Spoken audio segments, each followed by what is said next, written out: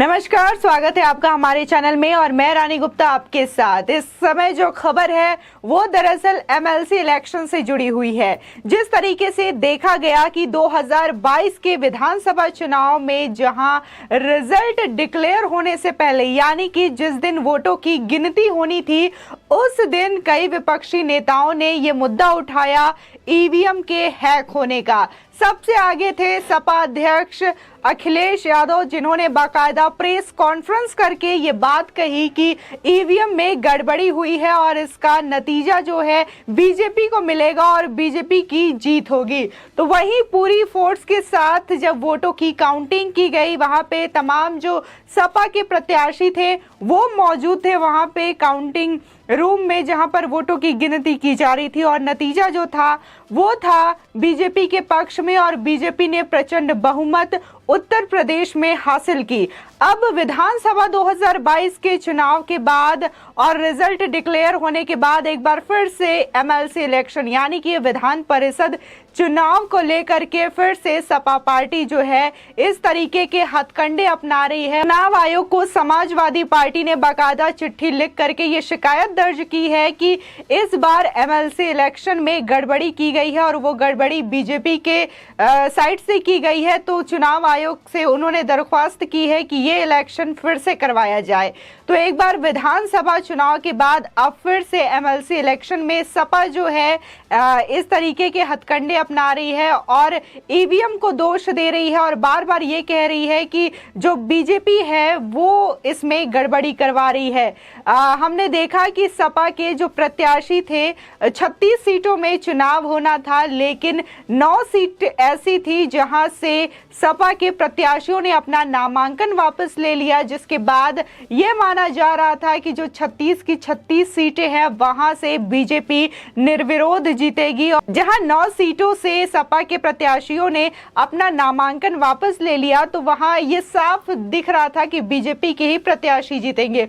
और अगर टक्कर की बात करें तो एमएलसी इलेक्शन में भी टक्कर जो है सपा और बीजेपी की ही देखने को मिली, क्योंकि कांग्रेस और बसपा ने अपना कोई भी कैंडिडेट इस इलेक्शन में नहीं उतारा था। अगर बात 2022 के विधानसभा चुनाव की करें तो विधानसभा चुनाव में भी जो कांटे की टक्कर थी वो सपा और बीजेपी की ही साइड से देखने को मिली थी। वहां पर भी कांग्रेस और बसपा का कोई रोल देखने को नहीं मिला था। आपको बताते हैं क्या है पूरी खबर और आखिर क्यों एक बार सपा फिर से बीजेपी पर हमला कर रही है और इस तरीके के आरोप लगा रही है और चुनाव आयोग को चिट्ठी लिख रही है, शिकायत कर रही है। आपको बता दें उत्तर प्रदेश विधान परिषद चुनाव 2022 के लिए हुए मतदान को लेकर समाजवादी पार्टी ने सवाल उठाने शुरू कर दिए हैं।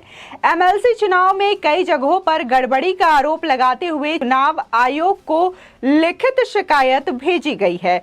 पत्र में समाजवादी पार्टी ने बीजेपी पर कई जगहों पर बूथ कैप्चरिंग करने का भी आरोप लगाया है। बता दें समाजवादी पार्टी द्वारा चुनाव आयोग को भेजे गए पत्र में संत कबीर नगर के हैसर बाजार मतदान केंद्र, बस्ती के गौर ब्लॉक मतदान केंद्र और बस्ती के विक्रम जोत ब्लॉक मतदान केंद्र पर गड़बड़ियों का जिक्र किया गया है। यहां समाजवादी पार्टी के चुनाव आयोग से पुनः मतदान कराए जाने की भी अपील की गई है। वहीं पत्र में यह भी आरोप है कि 9 अप्रैल को संत कबीर नगर के हैसर बाजार मतदान केंद्र पर भाजपा प्रत्याशी के पक्ष में जबरन मत डलवाए गए।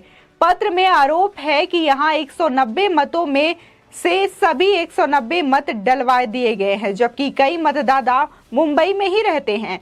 आरोप ये है कि बस्ती के गौर ब्लॉक स्थित मतदान केंद्र पर कई मतदाताओं का फर्जी मतदान करा दिया गया। जब असली मतदाता वहां पहुंचे तो उसे मारपीट कर पुलिस ने भगा दिया।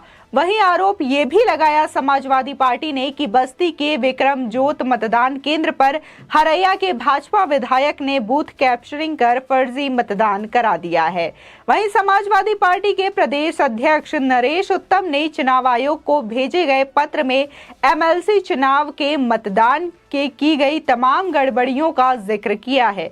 इसी के साथ ही गड़बड़ी की शिकायतों वाले केंद्रों पर दोबारा मतदान कराए जाने की अपील भी की है। बता दें यूपी में 36 विधान परिषद सीटों को लेकर के चुनाव होना था, जिसमें से 9 सीटों पर सत्ताधारी भारतीय जनता पार्टी के प्रत्याशियों ने निर्विरोध चुनाव तय किया। बाकी 27 सीटों के लिए बीते 9 अप्रैल को वोट पड़े थे। वोटिंग प्रक्रिया के दौरान समाजवादी पार्टी ने अपने ट्विटर हैंडल के जरिए कई शिकायती पोस्ट भी की थी।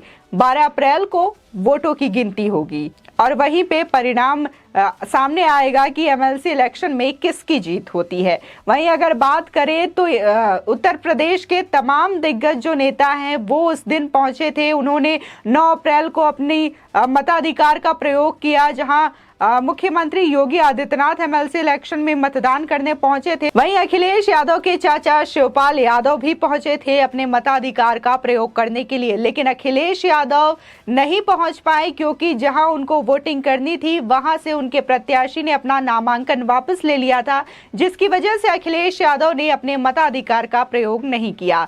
जब शिवपाल यादव मतदान के लिए गए थे तो उनसे जब पूछा गया कि जिस तरीके की सियासी अटकलें लेकर आपको लगाई जा रही है, आपका बीजेपी में जाना, राज्यसभा का सदस्य होना और भी तमाम चीजें, अपने बेटे को राजनीति में उतारना, तो इस सवाल के जवाब में शिवपाल यादव ने ये कहा कि जरा इंतजार करिए, वक्त आने पर आपको सब कुछ पता चल जाएगा। तो तमाम तरीके की सियासी चीजें यूपी में हो रही है। हाँ, यूपी में फिर से योगी आदित्यनाथ की सरकार बनी, बीजेपी की सरकार बनी, तो वही तमाम तरीके के उलटफेर जो है चुनाव के बाद भी देखने को मिल रहे हैं, जहां सपा के अखिलेश यादव और शिवपाल यादव का जो एक टकरार है वो साफ साफ देखने को मिल रहा है। नाराजगी है वो जग जाहिर हो रही है और किस तरीके से एक बार शिवपाल यादव जाते हैं मुलायम सिंह से मिलने के लिए, वहीं अखिलेश यादव भी जाते हैं मुलायम सिंह से मिलने के लिए ताकि दोनों में सुलह हो सके। लेकिन ये तो आने वाला वक्त ही बताएगा कि यूपी की सियासत किस करवट बैठती है और क्या शिवपाल यादव जो है बीजेपी में शामिल होते हैं या फिर जो अटकलें लगाई जा रही है वो सच साबित होती है। वही जिस तरीके से यूपी विधानसभा में ये चीजें देखी गई थी, सपा ने आरोप लगाया था बीजेपी पर कि चुनाव आयोग ने गड़बड़ी की है, बीजेपी वालों ने गड़बड़ी की है ताकि वोटिंग की प्रक्रिया सही से ना हो सके। तो वही एक बार फिर से एमएलसी इलेक्शन में इसी तरीके के हथकंडे अपनाते हुए समाजवादी पार्टी के लोग दिखाई दे रहे हैं। जिस तरीके से देखा जा रहा है अखिलेश यादव के खेमे से तमाम लोग जो है, चाहे बात चाचा की करें या फिर अपर्णा यादव की करें, धीरे धीरे वो लोग जो है पार्टी छोड़कर बीजेपी में शामिल हो रहे हैं। वहीं जिस तरीके से अखिलेश यादव ये आरोप लगाते हैं कि एमएलसी इलेक्शन में गड़बड़ी हुई है, समाजवादी पार्टी के लोग इलेक्शन में गड़बड़ी की बात उठाते हैं, तो वो ये क्यों नहीं देख रहे हैं कि उन्हीं के पार्टी के 9 प्रत्याशियों ने खुद से नामांकन वापस ले लिया है। तो वहीं पर जब नामांकन वापस ले लिया जा रहा है और 2 पार्टी से ही प्रत्याशी लड़ रहे हैं, एक साइड बीजेपी है, एक साइड सपा है, तो जाहिर सी बात है कि उन 9 सीटों पर बीजेपी का प्रत्याशी ही निर्विरोध तरीके से जीता जाएगा। लेकिन उसके बावजूद इस तरीके से आरोप लगाना कि इलेक्शन जो है गड़बड़ी हो रही है, एमएलसी चुनाव में बीजेपी ने फर्जीवाड़ा किया है, ये आरोप कहीं ना कहीं इसको सिरे से खारिज करने की जरूरत है। आपको क्या लगता है कि वाकई में जिस तरीके से आरोप समाजवादी पार्टी लगा रही है, जैसा कि उसने विधानसभा 2022 में लगाया और अब विधान परिषद यानी कि एमएलसी के चुनाव में लगा रही है, आपकी जो भी राय हो हमारे कमेंट सेक्शन में जरूर बताएं। आगे की और भी अपडेट के लिए हमारे चैनल को सब्सक्राइब करना न भूलें।